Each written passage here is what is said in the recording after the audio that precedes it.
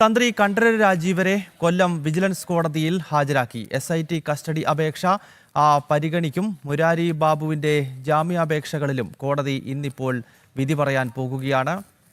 ഇന്ന് ജാമ്യം ലഭിക്കുകയാണെങ്കിൽ മുരാരി ബാബു ജയിൽ മോചിതനാകും. വിവരങ്ങൾ മനോജ് കൊല്ലത്ത് നിന്ന് നൽകും. മനോജ്, കഴിഞ്ഞ ദിവസം ഒരു കേസിൽ മുഖ്യപ്രതിയായിട്ടുള്ള ഒന്നാമത്തെ പ്രതിയായ ഉണ്ണികൃഷ്ണൻ പോറ്റിക്ക് കോടതി ജാമ്യം നൽകിയിരുന്നു. കാരണം സ്പെഷ്യൽ ഇൻവെസ്റ്റിഗേഷൻ ടീം ഒരു കുറ്റപത്രം സമർപ്പിക്കുന്നതിൽ പോലും, ഇടക്കാല കുറ്റപത്രം സമർപ്പിക്കുന്നതിൽ പോലും പരാജയപ്പെട്ടിരിക്കുന്നു. ഈ സാഹചര്യത്തിലാണല്ലോ ജാമ്യം കിട്ടിയത്. ഇന്നിപ്പോൾ മുരാരി ബാബുവിന് ജാമ്യം ലഭിക്കാനുള്ള സാധ്യത എത്രത്തോളമാണ്? കോടതി നടപടികൾ ആരംഭിച്ചു.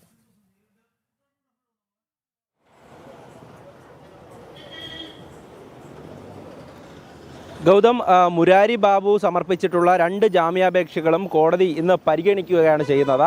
അതിനുശേഷം ഈ വാദം കേട്ട ശേഷമാണ് നാളെ വിധി പറയുക. എന്തായാലും കഴിഞ്ഞ ദിവസം ഉണ്ണികൃഷ്ണൻ പോറ്റിക്ക് ജാമ്യം അനുവദിച്ച് കിട്ടിയിരുന്നു. അത് SIT 90 ദിവസമായിട്ടും കുറ്റപത്രം സമർപ്പിച്ചില്ല എന്നുള്ളത് ചൂണ്ടിക്കാട്ടി തന്നെയാണ് ഈ ഉണ്ണികൃഷ്ണൻ പോറ്റി അടക്കം ജാമ്യഹർജി സമർപ്പിച്ചിരുന്നത്. നിലവിലെ സാഹചര്യത്തിൽ മുരാരി ബാബുവിന് 2 കേസുകളിലും അറസ്റ്റിലായി 90 ദിവസം കഴിഞ്ഞിട്ടുണ്ട്. അതുകൊണ്ട് തന്നെ സ്വാഭാവിക ജാമ്യം ആവശ്യപ്പെട്ടുകൊണ്ട് തന്നെയാണ് ഈ ജാമ്യഹർജികൾ സമർപ്പിച്ചിട്ടുള്ളത്. എന്തായാലും കോടതിക്ക് അതിന്മേൽ മറ്റൊരു നടപടി എടുക്കുവാൻ സാധിക്കുമോ എന്നുള്ളതാണ് സംശയം. കാരണം നിലവിലിപ്പോൾ SIT ഇടക്കാല കുറ്റപത്രം പോലും സമർപ്പിച്ചിട്ടില്ല. ഈ ഒരു സാഹചര്യത്തിൽ മുരാരി ബാബുവിന് ജാമ്യം ലഭിക്കാനാണ് സാധ്യത. അത്തരത്തിൽ ജാമ്യം ലഭിക്കുകയാണെങ്കിൽ ശബരിമല സ്വർണ്ണക്കവർച്ച കേസിൽ ആദ്യമായി ജയിൽ മോചിതനാകുന്ന ഒരു വ്യക്തി എന്ന് പറയുന്നത് മുരാരി ബാബുവാണ്. എന്തായാലും SITയെ സംബന്ധിച്ചിടത്തോളം ഇത് വലിയ തിരിച്ചടിയാണ്, വലിയ വീഴ്ച തന്നെയാണ്. കാരണം ഇത്രയും ദിവസമായിട്ടും, അതായത് ഒരാളെ അറസ്റ്റ് ചെയ്ത് അയാളുടെ റിമാൻഡ് കാലാവധി 90 ദിവസം പിന്നിട്ടിട്ടും അവർക്ക് കുറ്റപത്രം സമർപ്പിക്കാനായില്ല എന്നുള്ളത് തന്നെയാണ്. എന്തായാലും ഹൈക്കോടതി കഴിഞ്ഞ ദിവസം ഈ ജാമ്യാപേക്ഷകൾ തള്ളിയെങ്കിലും നിലവിൽ വിജിലൻസ് കോടതിയിൽ എത്തിയിട്ടുള്ള ജാമ്യാപേക്ഷകളിൽ ഇത്തരത്തിലുള്ള കാര്യം തന്നെയാണ് ചൂണ്ടിക്കാണിച്ചിട്ടുള്ളത്. അതേസമയം തന്നെ തന്ത്രിയെ കൂടുതൽ ചോദ്യം ചെയ്യാനാണ് ഈ സമയത്ത് SITയുടെ നീക്കം. തന്ത്രിയെ ഇന്ന് കൊല്ലം വിജിലൻസ് കോടതിയിൽ ഹാജരാക്കിയിട്ടുണ്ട്. 1 ദിവസത്തെ കസ്റ്റഡി SIT ആവശ്യപ്പെട്ടിട്ടുണ്ട്. കോടതി അത് 1 ദിവസത്തെ കസ്റ്റഡിയിലാണ് ചോദ്യം ചെയ്യാൻ വേണ്ടി വിടുക. അതിൻ്റെ നടപടിക്രമങ്ങൾ 11 മണിയോടുകൂടി തന്നെ തുടങ്ങും. അതോടൊപ്പം തന്നെ തന്ത്രി സമർപ്പിച്ചിട്ടുള്ള ജാമ്യാപേക്ഷ നാളെ കൊല്ലം വിജിലൻസ് കോടതി പരിഗണിക്കുന്നുണ്ട്.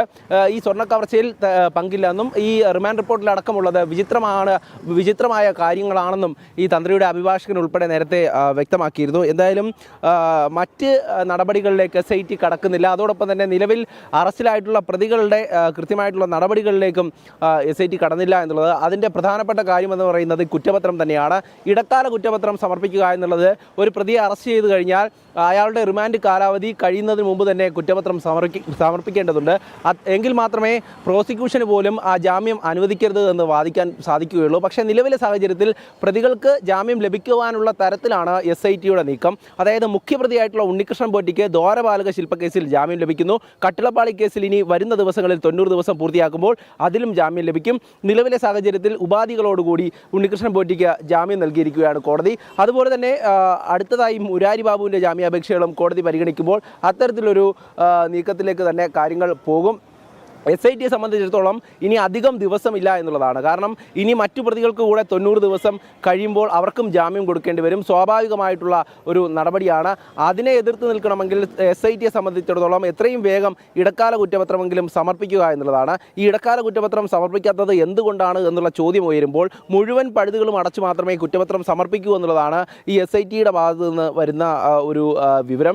അത്തരത്തിലാണെങ്കിൽ ഇനിയും ദിവസങ്ങളെടുക്കുമെന്ന് തന്നെ നമുക്ക് മനസ്സിലാക്കാം. എന്തായാലും അങ്ങനെ പോവുകയാണെങ്കിൽ ഇനി കൂടുതൽ പ്രതികൾക്ക് കൂടെ ജാമ്യം കിട്ടുവാനുള്ള ഒരു സാധ്യതയും ഏറെയാണ്. ഓക്കെ, ഏതായാലും ഈ SIT ഇടക്കാല കുറ്റപത്രം പോലും സമർപ്പിക്കാത്ത പശ്ചാത്തലത്തിലാണ് കഴിഞ്ഞ ദിവസം ഉണ്ണികൃഷ്ണൻ പോറ്റിക്ക് ഒരു കേസിൽ ജാമ്യം അനുവദിക്കേണ്ട സാഹചര്യം കോടതിയിൽ രൂപപ്പെട്ടത്. ഇന്നിപ്പോൾ മുരാരി ബാബുവിൻ്റെ കേസിലും സമാനമായ സാഹചര്യം തന്നെ ഉണ്ടായേക്കാം. അങ്ങനെയെങ്കിൽ വളരെ നിർണായകമായിട്ടുള്ള ശബരിമല സ്വർണ്ണ കവർച്ചയിൽ ആദ്യം ജയിലിൽ നിന്നും പുറത്തിറങ്ങുന്ന, ജാമ്യം ലഭിച്ച് പുറത്തിറങ്ങുന്ന പ്രതിയായി മുരാരി ബാബു മാറും. അത് സ്വാഭാവികമായും SITയുടെ കഴിവുകേടാണ്, അല്ലെങ്കിൽ വളരെ ബോധപൂർവമായി SIT ഈ വിഷയത്തിൽ ചില കാര്യങ്ങൾ ഒളിക്കാൻ ശ്രമിക്കുന്നു. ഇക്കാര്യം നേരത്തെ തന്നെ കേരള ഹൈക്കോടതിയുടെ ഭാഗത്ത് നിന്നും വിമർശനമായി ഉയർന്നതാണ്. കാരണം ഇത്രയും പ്രധാനപ്പെട്ട ഒരു കേസിൽ 90 ദിവസം കഴിഞ്ഞിട്ടും കുറ്റപത്രം എന്തുകൊണ്ട് സമർപ്പിക്കുന്നില്ല എന്ന ചോദ്യം വിവിധ കോണുകളിൽ ശക്തമാകുന്നു. ഇതിനിടയിലാണ് ഇന്നലെ ഉണ്ണികൃഷ്ണൻ പോറ്റിക്ക് ജാമ്യം ലഭിച്ചത്. ഇന്നിപ്പോൾ മുരാരി ബാബുവിൻ്റെ ജാമ്യാപേക്ഷയും കൊല്ലം വിജിലൻസ് കോടതി പരിഗണിക്കാൻ പോകുന്നു. മനോജാണ് അവിടെ നിന്നും വിവരങ്ങളുമായി ചേർന്നത്.